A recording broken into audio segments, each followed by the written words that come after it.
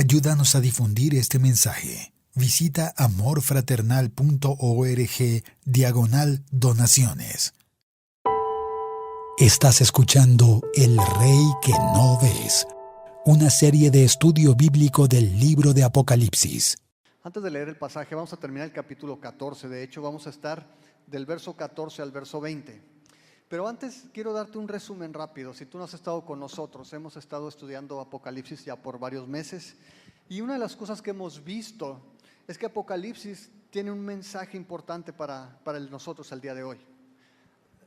Normalmente vemos Apocalipsis como un libro que nos habla de cosas lejanas, de cosas que un día van a pasar, algún día van a pasar. Pero cuando consideramos el contexto en que el libro fue escrito, cuando pensamos en cómo Juan escribe a las iglesias de su época y cómo la literatura apocalíptica tenía propósitos muy específicos, hemos hablado de dos propósitos específicos particularmente. Hemos hablado que a través de Apocalipsis, sabiendo el futuro, que Jesús regresa, nosotros podemos tener esperanza. Sabemos que Cristo viene y podemos entender entonces que todos los eventos, las situaciones que se dan en este mundo el día de hoy, apuntan hacia un propósito. Cristo regresa, Cristo se va a llevar a su pueblo, Cristo por la eternidad va a estar entre su pueblo y vamos a disfrutar de su presencia. Ese es el primer propósito, a la luz del futuro, que podamos entender los eventos del presente. La segunda cosa o el segundo propósito que tenemos en Apocalipsis es que entendamos la revelación de Cristo. De hecho, Apocalipsis así se llama, la revelación de Jesucristo, comienza diciendo Juan. De hecho, eso significa Apocalipsis, revelación. Y básicamente lo que hemos visto es que a través del libro de Apocalipsis, Juan recorre el telón, abre la cortina para que veamos las cosas que a simple vista no son perceptibles. ¿Qué cosa? Cristo está aquí. Cristo en Apocalipsis se pasea entre las lámparas que representan la iglesia. Cristo está aquí. Y decíamos que Cristo es la verdad más ignorada en el presente. Pero eso no lo hace menos verdad. Cristo está entre su iglesia, Cristo conoce a su iglesia, Cristo se pasea en su iglesia, Cristo examina su iglesia. Y a la luz de eso, nosotros podemos interpretar hoy los eventos del presente. Las luchas que puedas tener, las dificultades que puedas afrontar, pueden ser vistas a la luz de esa verdad. Cristo está contigo. Y cuando hemos hablado en Apocalipsis de cómo en los textos lo que vemos es que hay dos divisiones. Básicamente Apocalipsis pone a la humanidad en blanco y negro. Los que siguen al Cordero y los que siguen al dragón, o los que siguen a la bestia, los que han recibido a Jesús y los que lo han rechazado. Hay dos ciudades, la Babilonia, que corrompe, que prostituye a los pueblos, a las naciones de la tierra, y la Nueva Jerusalén, que es la ciudad que va a descender del cielo, donde habitaremos con Cristo por la eternidad. Vemos que hay solamente dos destinos. Lo vimos la semana pasada. El destino de aquellos que han seguido el camino del Cordero, aquellos que no han amado su vida al punto de darla por su Señor y que van a estar como bienaventurados en su presencia, y aquellos que han seguido a la bestia, aquellos que han seguido las cosas de este mundo, que han permitido que su nombre o su número sea puesto en su frente y en sus manos para no luchar, para no batallar, para no tener dificultades en este mundo. Y dice que ellos no van a tener descanso ni de día ni de noche por la eternidad. Y decíamos la semana pasada que cada decisión que tú tomas en esta vida tiene un impacto en la eternidad. Solamente hay dos destinos: o es el descanso eterno en la presencia del Señor, o es el tormento eterno. Y veíamos como Cristo fue la persona que más habló del infierno de una manera más vívida. Cristo nos dijo que solamente había dos opciones: la reconciliación con el Padre por medio de Él, o mostraba el tormento eterno en el infierno. Y eso es lo que hablamos la semana pasada. Y quiero que pienses en esto, porque es importante como creyente. Si tú te consideras cristiano, si tú te llamas cristiano a ti mismo, quiero que pongas el contexto de lo que significa el Evangelio. Porque el día de hoy es muy fácil que podamos deslizarnos de lo que implica el Evangelio. Y el Evangelio son buenas noticias porque es la única manera en que podemos ser reconciliados con Dios. Y cuando tú escuchas del Evangelio hoy en día, tú puedes escuchar de repente diferentes ofertas que parecen el Evangelio, pero no son el Evangelio. Y cuando las personas en la iglesia, cuando los pastores en la iglesia, cuando las iglesias estamos más preocupadas por cómo viven las personas, por cómo trabajan las personas, por cómo son los padres de familia o los hijos o las esposas, y no por el destino eterno de las personas, no hemos entendido lo que es el Evangelio. El Evangelio primariamente se enfoca en el destino eterno de las personas, no en la vida de las personas en este mundo. Ahora, definitivamente el Evangelio tiene efecto en la vida de las personas, pero si mi Evangelio tiene que ver con cómo hacerte un mejor esposo, si mi Evangelio tiene que ver con cómo hacerte una mejor esposa, cómo hacerte un joven obediente, cómo hacerte un buen niño, y no con cómo reconciliarte con Dios, no estoy hablando del problema más grande que tenemos los hombres. El problema más grande que tenemos los hombres es la separación que tenemos con Dios. Y definitivamente eso se puede reflejar en muchas maneras. Y sí, en la iglesia queremos que los hombres aprendan a amar a sus esposas. Y sí queremos que la mujer aprenda a someterse a su esposo y que los hijos sean obedientes. Pero esa es una consecuencia de haber resuelto el problema más grande que tenemos. Y el problema más grande que tenemos es que somos pecadores y tenemos un Dios que es santo. Y cuando tú piensas en eso, yo les he dicho, Dios está en una lista aparte. Eso significa que Dios sea santo.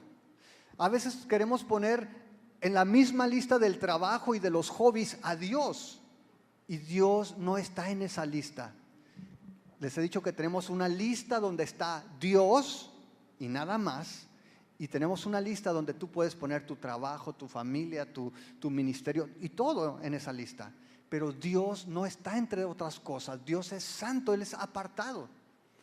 Y lo que vamos a ver aquí tiene que ver con este problema que tenemos.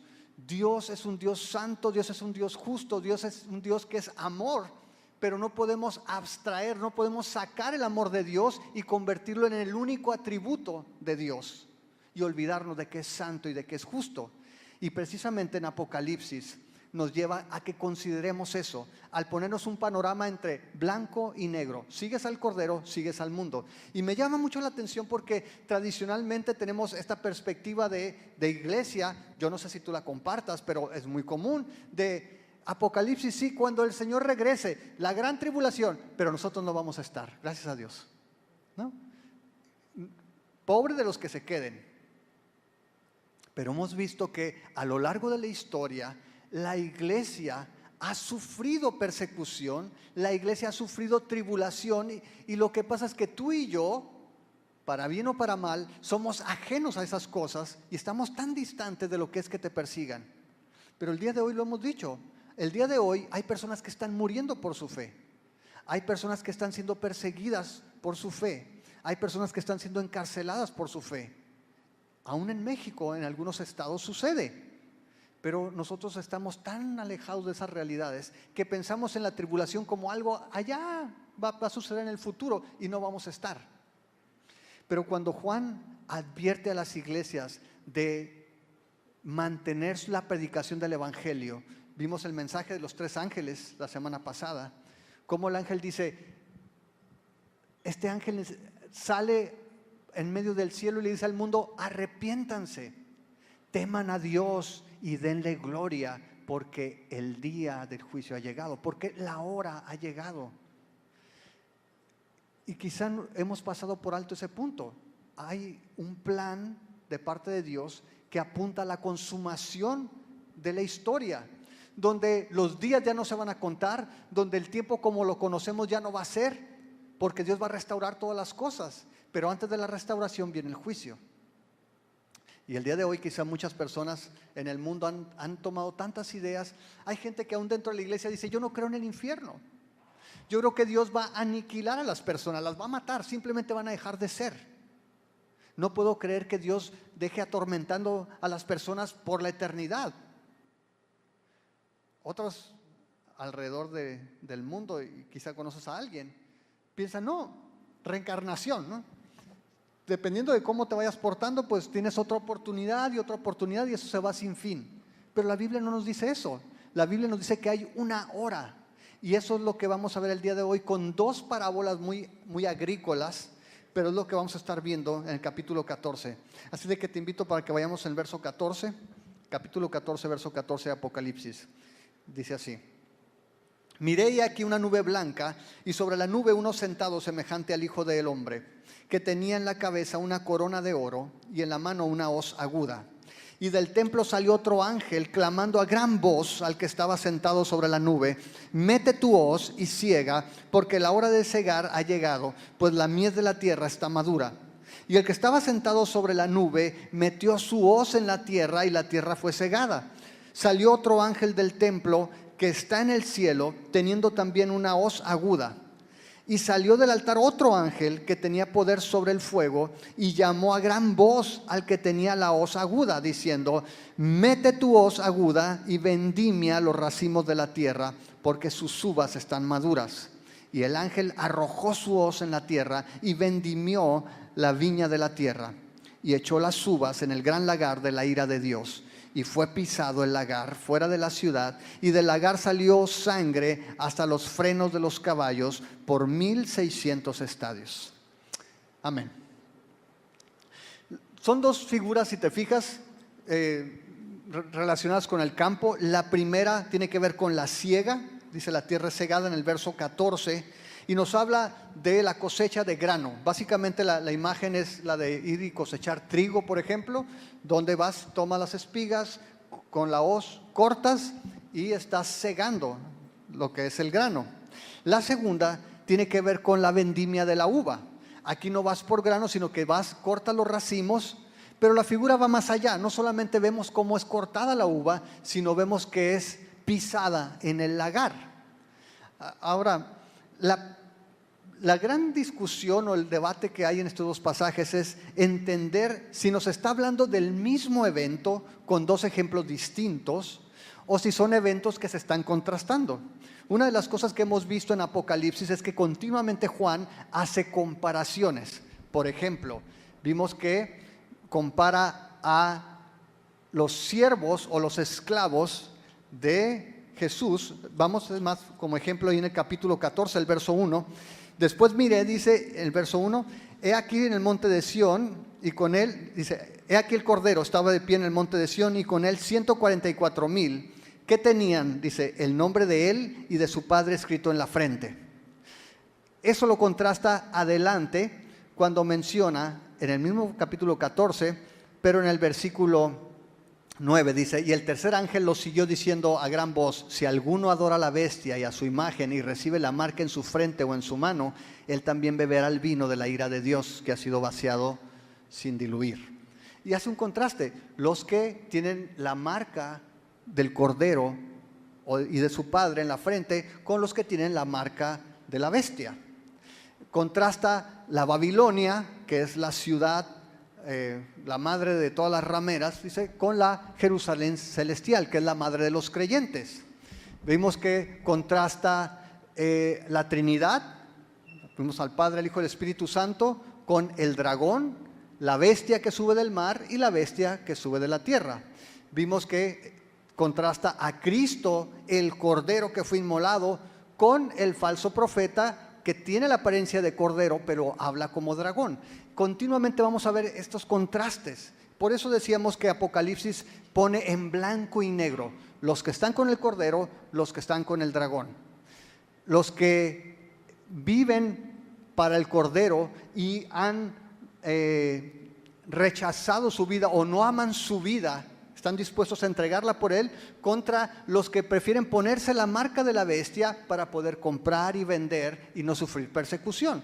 Y vamos a ver entonces continuamente estos contrastes, de tal manera que parece ser que aquí también lo que Juan quiere ilustrar es el contraste entre aquellos que forman parte de la cosecha del Señor, es decir, todos los creyentes, con lo que es aquellos que han rechazado la oferta de salvación y que van a ser juzgados, y eso representa la vendimia. Vamos a ver las razones por las cuales pensamos en esto.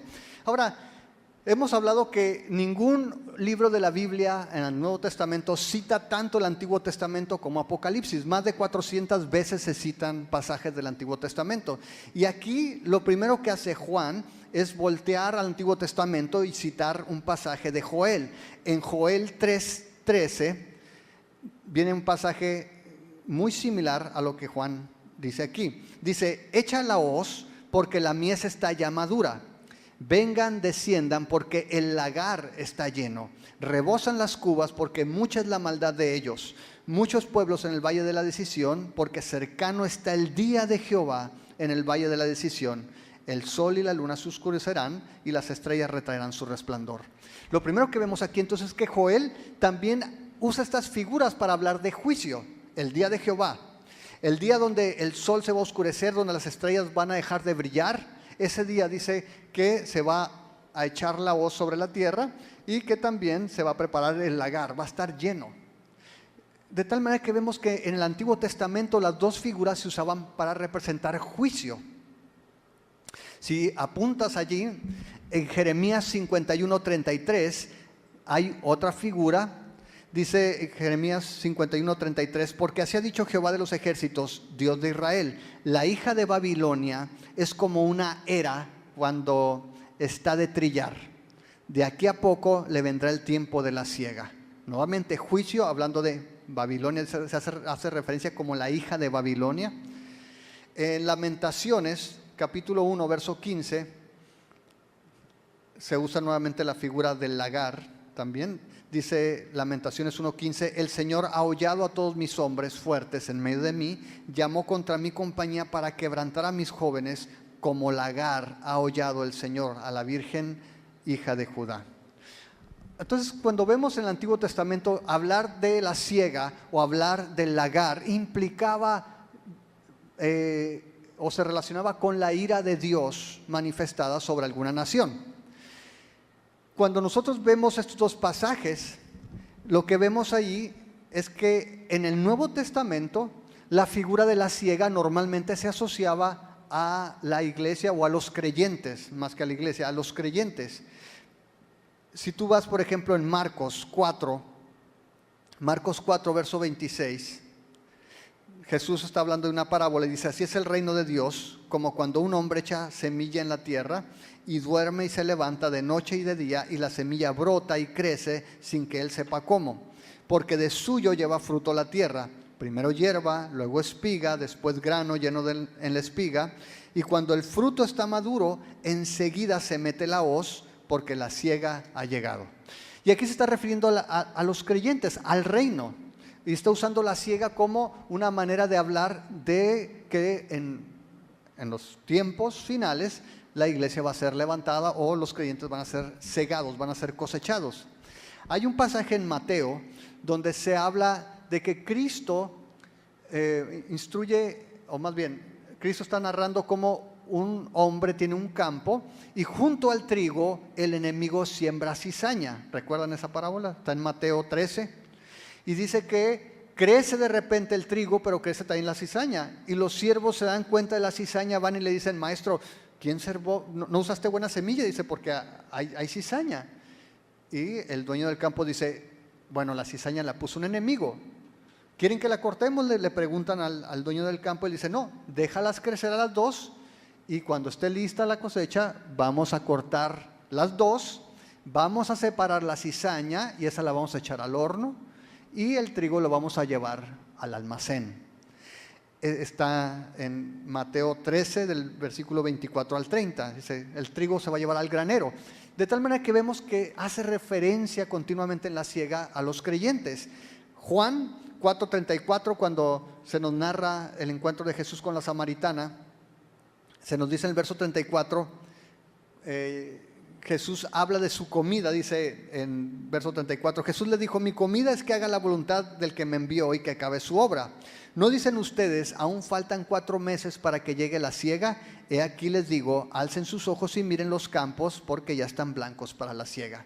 Y otra vez, haciendo referencia a aquellos que estaban recibiendo las buenas noticias. Jesús entonces continuamente usaba esta figura para hablar de creyentes.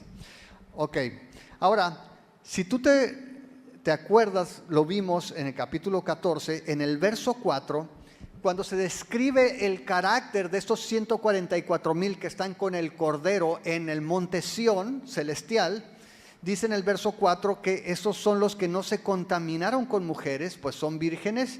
Estos son los que siguen al Cordero donde quiera que va, y estos fueron redimidos de entre los hombres como primicias para Dios y para el Cordero.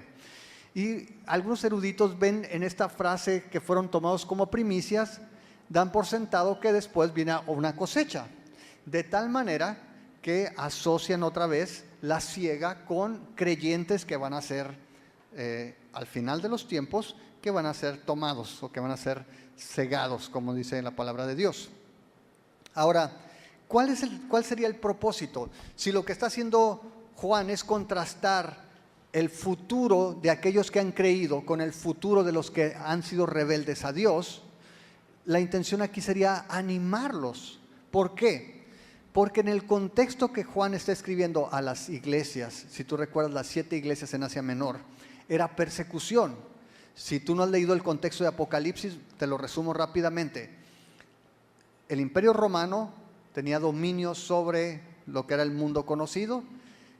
No solamente dominaba militarmente, sino que lo que habían hecho era levantar un culto imperial. Se rendía adoración a César, se rendía adoración al Imperio Romano, y los cristianos estaban siendo perseguidos porque ellos habían rehusado adorar a otro Señor que no fuera Jesucristo.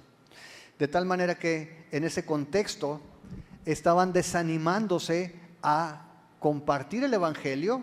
Segundo, estaban siendo tentados a negar a Cristo para poder hacer negocio. Hemos hablado que los clanes, si tú eras, no sé, trabajabas la herrería o eras alfarero, tú tenías que trabajar con los clanes tenían sus dioses, ellos rendían culto, y entonces si tú querías tener acceso a un bienestar económico, tenías que comprometer tu fidelidad a Cristo. Y de eso se trata Apocalipsis, ser discípulos en un ambiente extremo. ¿Cómo mantienes tu lealtad al Cordero? Y él puso la muestra. El Cordero dice que no venció a sus enemigos por la fuerza como león, lo hizo como cordero, siendo sacrificado, siendo inmolado. De tal manera que en ese contexto Juan les dice: prediquen el Evangelio, porque hay un tiempo que Dios ha establecido. Todos estos eventos apuntan a la conclusión del plan de Dios, y el plan de Dios implica que todos aquellos que han creído y le han seguido van a ser cosechados para Él, van a pasar la eternidad con Él. Pero en contraste vemos la otra figura que comienza en el capítulo 14, en el versículo 17. Dice: salió otro ángel del templo que está en el cielo, teniendo también una hoz aguda, y salió del altar otro ángel que tenía poder sobre el fuego, y llamó a gran voz al que tenía la hoz aguda, diciendo: mete tu hoz aguda y vendime los racimos de la tierra, porque sus uvas están maduras. Ahora, nada más quiero que veas este contraste aquí. En la primera figura, el que tiene la hoz es Jesús. ¿Estás de acuerdo? Verso 14 dice: es uno que está sentado en la nube, semejante al Hijo del Hombre, que tenía en la cabeza una corona de oro y en la mano una hoz aguda. Esta frase del Hijo del Hombre la toma Juan de Daniel, en el capítulo 7. Daniel hace referencia a esa visión donde ve uno como hijo de hombre, y ese es el adjetivo que se ha aplicado a Jesús. Jesús es el Hijo del Hombre. En contraste vemos que acá sale un ángel, es el que llama y trae la hoz. En el verso 18 dice que sale del altar otro ángel. Ahora, el altar hace referencia al templo. Si tú recuerdas, es en el altar donde hemos visto a las almas de los mártires. En Apocalipsis 6, 9, cuando se abre el quinto sello, debajo del altar dice que están las almas de los que habían sido muertos por causa de la palabra de Dios y por el testimonio que tenían, y clamaban a gran voz diciendo: ¿hasta cuándo, Señor santo y verdadero, no juzgas y vengas nuestra sangre en los que moran en la tierra? Y hemos visto a lo largo de Apocalipsis que continuamente se muestran las oraciones de los santos. En el capítulo 8 verso 3, dice que va un ángel, se para ante el altar con incienso y dice que se añade a las oraciones de los santos sobre el altar, y luego van esos incensarios, los llenan de fuego del altar y los arroja sobre la tierra, y hubo truenos, voces, relámpagos y terremotos. ¿De qué habla? De juicio. Y hemos visto a lo largo del libro de Apocalipsis que la oración de los santos tiene poder. Muchas de las cosas que suceden en este mundo suceden por causa de que los santos están orando. Y una de las cosas que vemos aquí es que el juicio viene también por causa de los santos. Cuando habla de este ángel que sale del altar, tiene esa idea nuevamente. Este altar que está en el templo celestial, dice que sale el ángel que tenía poder sobre el fuego, y es el que da la instrucción al otro ángel de que meta la hoz aguda y que vendimie los racimos en la tierra. Dice, porque las uvas ya están maduras. Ahora, la figura aquí es, en lugar de cortar las espigas, está cortando racimos de uva. Pero la figura va más allá, por eso aquí es claro, es evidente que el ejemplo de la vendimia es de juicio, porque dice que estas uvas las echa en el gran lagar de la ira de Dios. Y dice el verso 20, y fue pisado el lagar fuera de la ciudad, y del lagar salió sangre hasta los frenos de los caballos por 1600 estadios. Apocalipsis tiene un propósito particular. La literatura apocalíptica habla de visiones. No te habla necesariamente cronológicamente, pero sí te habla de una manera muy vívida, porque quiere que tú puedas captar esta imagen. Y esto que está diciendo es grotesco. Cuando dice aquí que del lagar sale sangre hasta los frenos de los caballos, imagínate los caballos nadando literalmente en sangre. Y dice que corren por 1600 estadios. Cada estadio mide 185 metros más o menos. Está hablando de 300 kilómetros. Es más o menos todo el espacio de Israel. Imagínate 300 kilómetros de sangre arriba de 1,5 metros de profundo. Y lo que quiere Juan que veas es la violencia con la que se habla del juicio de Dios. Y cuando piensas en Dios dices, pero no puedo creer en un Dios así. Si tú eres de los que piensas que sería injusto que Dios juzgue al mundo, no hemos entendido la santidad de Dios. Dios, en su amor, ama a su pueblo y en su amor juzga todo aquello que se opone y daña y lastima a su pueblo. Yo no sé si conozcas un lagar. ¿Podemos poner la figura, por favor? El lagar, imagínate una alberca. En la antigüedad estaban hechas de piedra, y en ese depósito, donde ves las dos figuras, están los racimos de las uvas. Y básicamente lo que hacen es que ponen todos los racimos de las uvas. Y hay esos canales, esas hendiduras, y las retacan con hojas, con flores, con paja, a manera de filtro. Y lo que hace es que la gente entra a esa alberca, les ponen música, y mientras están bailando están pisando las uvas, y el jugo comienza a correr por las hendiduras y va cayendo en esos depósitos, donde comienza a fermentarse. Y allí es donde se produce el vino con la fermentación. Una vez que pasa el tiempo, se produce el vino y ya lo vacían en los cántaros o al tu recipiente donde lo vayas a usar. Hay otra imagen enseguida, no sé si la tengas ahí, nada más para que te des una idea de cómo se ve una foto de... Ese es el jugo de la uva cayendo en la piedra. Y ahí están los pies de alguna persona. Ahora imagínate, en lugar del jugo de la uva, en lugar de las uvas son personas. Es lo que dice. Allí en el versículo dice que el ángel arrojó su hoz en la tierra, vendimió la viña de la tierra y echó las uvas en el gran lagar de la ira de Dios. Y en lugar de estar pisando uvas, estás pisando personas. Y en lugar de que esté cayendo el jugo de la uva allí, está corriendo sangre. Y en lugar de que tengas una tina de algunos metros, son 300 kilómetros. y en lugar de que te llegue a las rodillas, a los caballos les llega a la altura del freno. Esa es la imagen de la ira de Dios. Y eso es lo que Juan quiere que tú y yo veamos. De eso se trata el juicio de Dios. Dios anunció aquí en el capítulo 14, en el versículo 9, dice: el tercer ángel lo siguió diciendo a gran voz: si alguno adora a la bestia y a su imagen y recibe la marca en su frente o en su mano, él también beberá del vino de la ira de Dios, que ha sido vaciado puro en el cáliz de su ira, y será atormentado con fuego y azufre delante de los santos ángeles y del Cordero. Hay una palabrita que es bien importante en esta frase. Dice que vas a beber el vino de la ira de Dios, que ha sido vaciado puro. ¿Qué implica esto?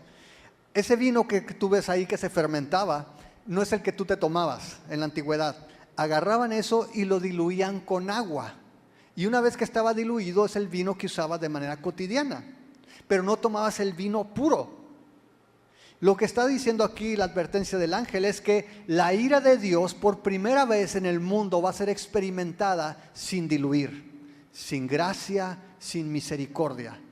Al día de hoy, los juicios que tú has visto en Egipto, el diluvio con Noé o cualquier otro juicio que Dios ha ejecutado a lo largo de la historia, ha sido diluido por su gracia y por su misericordia.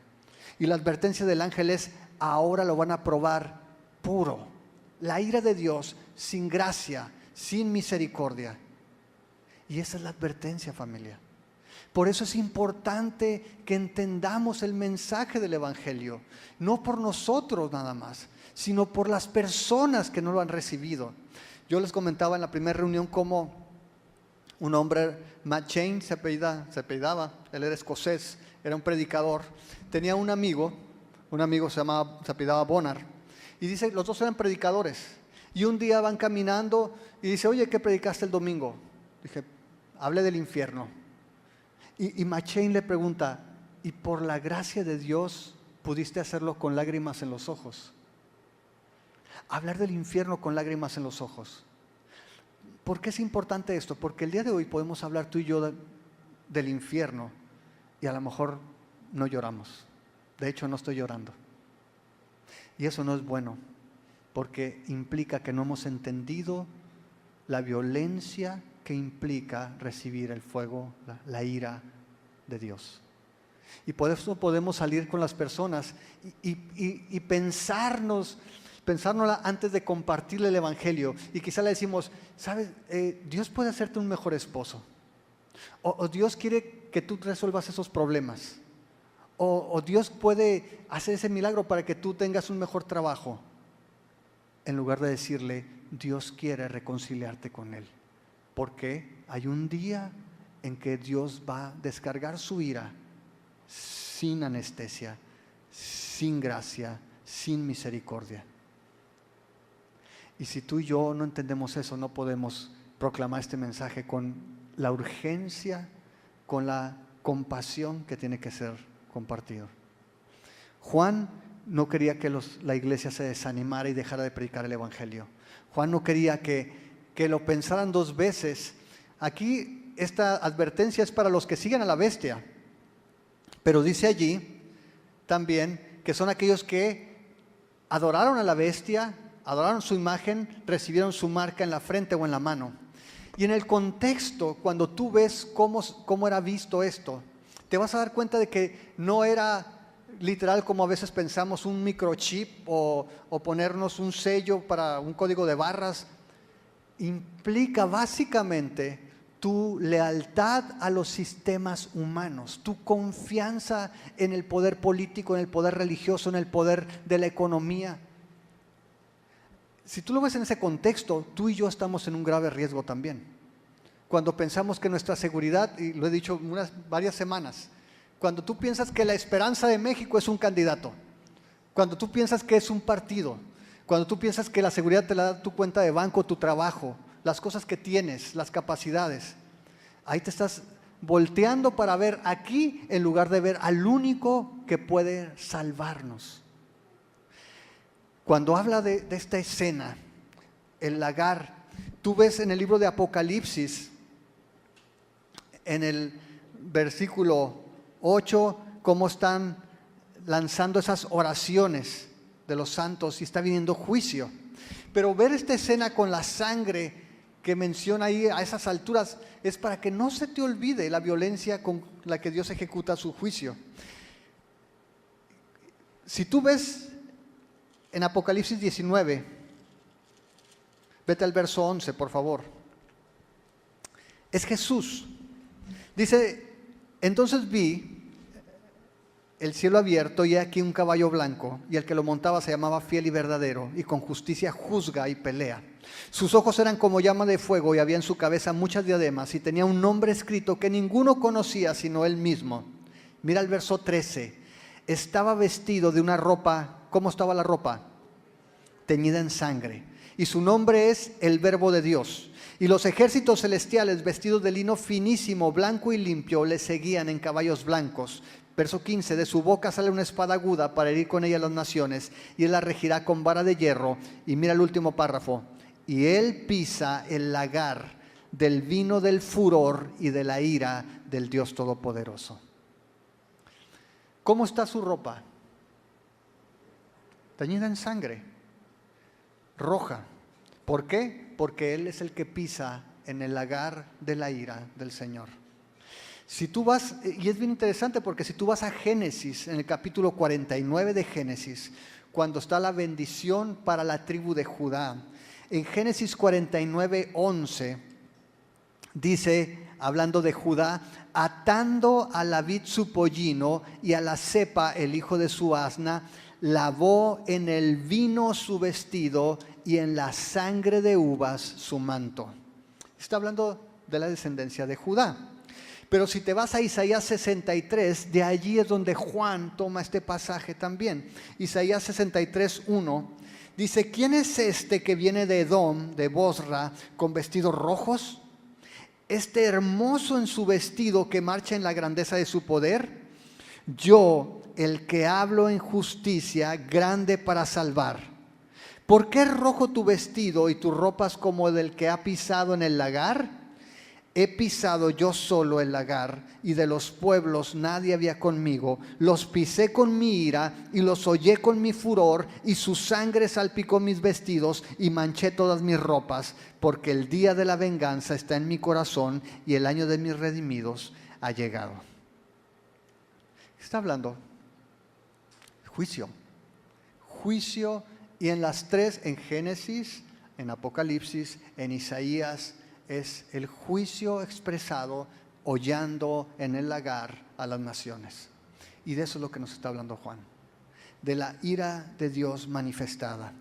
Y lo que nos está diciendo es esto: todas las cosas apuntan a que Dios cumpla su plan, y el cumplimiento de su plan incluye el juicio a las naciones, el juicio a todos aquellos que se oponen a la verdad, el juicio de todos aquellos que han preferido seguir a la bestia que escuchar la voz del Cordero.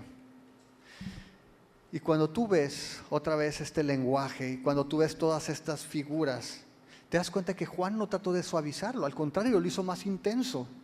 Juan pone esta imagen para que las iglesias pudieran verlo y vieran la necesidad de seguir proclamando el evangelio, para que pudieran cuidarse de no fornicar con Babilonia, de no caer en esa trampa del conformismo y de la complacencia en este mundo, y que además estuvieran preparados para dar su vida si era necesario por causa de Cristo.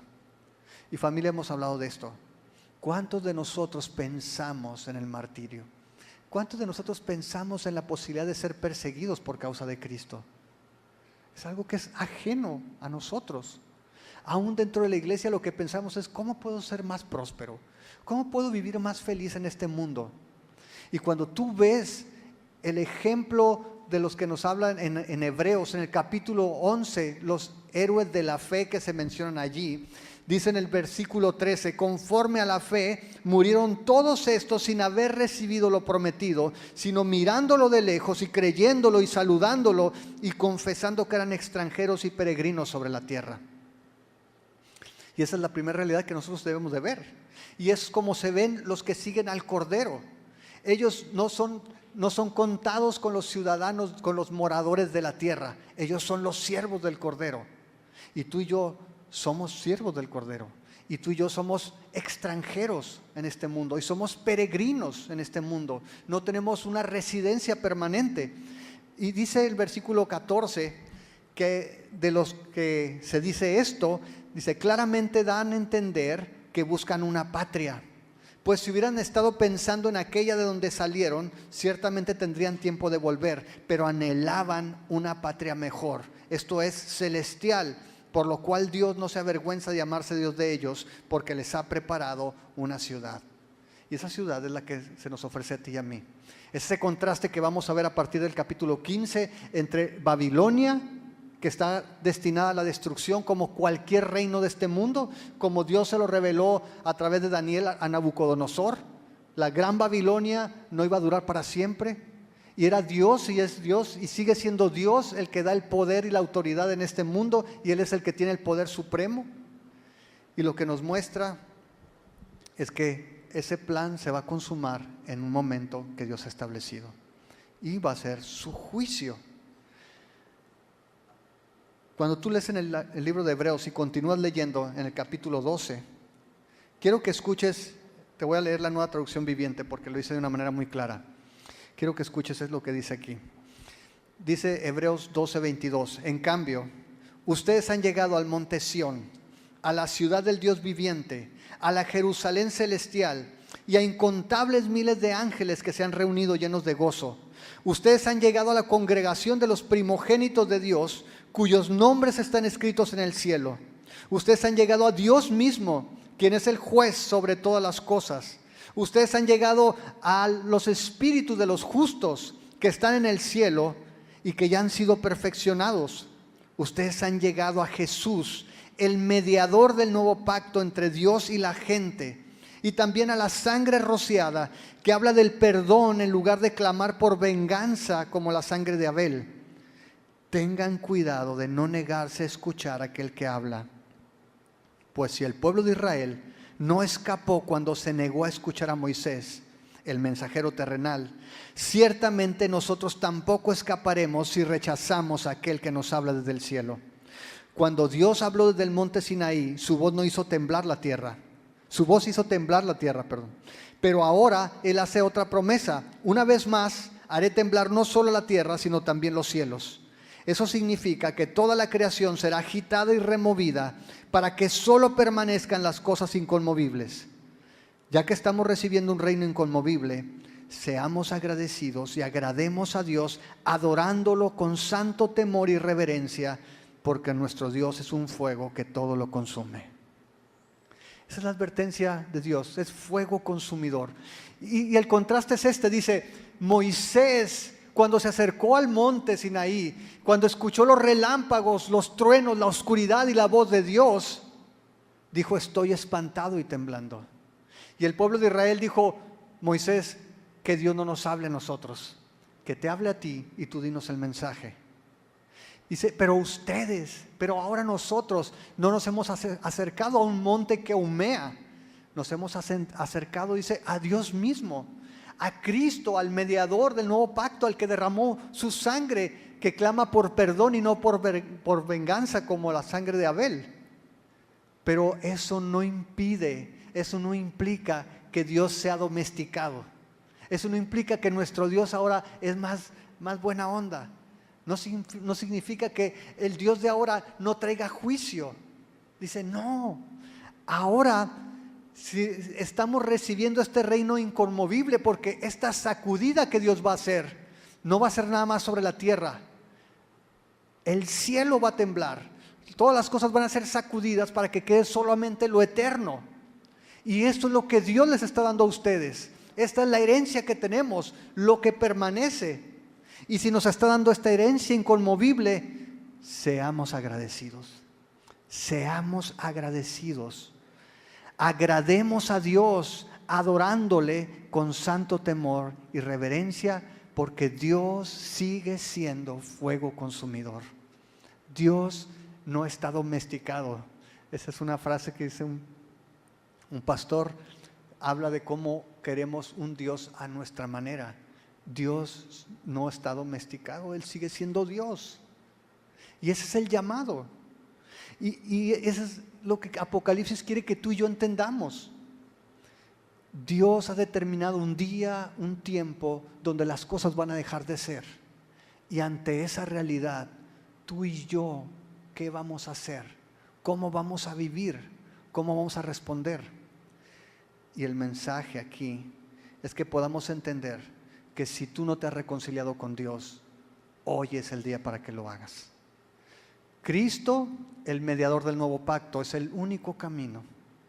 Así de que te invito para que te pongas de pie y para que juntos podamos adorar a nuestro Dios.